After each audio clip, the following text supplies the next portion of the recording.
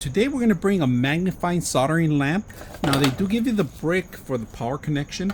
They give you the instructions, the power adapter with the power connection. Of course, it's a USB, and you're going to require a plus and minus to control the lighting effect, and then of course the power to turn it on, and of course the magnifying glass and the LED all around the actual LED glass, the glass right next to the glass, and then the base itself. So it's basic. You're gonna have to put this together, and of course they give you a Phillips to put it together, and of course, you know, the little crocodile's prongs that you get, and of course the goosenecks to bend the stuff. So we're gonna put it together and see how it works. So let's go ahead and do it. All right, we got it set up, and here's all the goose hands.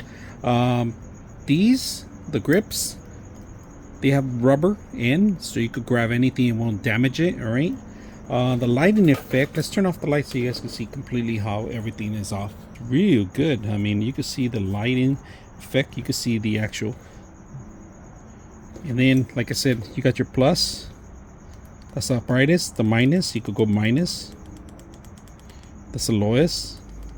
It's about 5 or 6 levels. The base itself, metal. It's good for soldering. These are adjustable however you want. So we're gonna put this in the middle so you guys can see it. Adjustable however you want. You can grab onto one. But that's pretty much it. This is the base itself.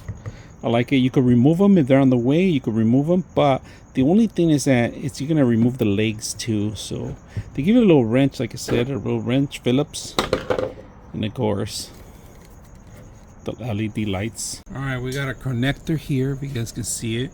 So we're gonna dangle it here, hands free. Go ahead and get the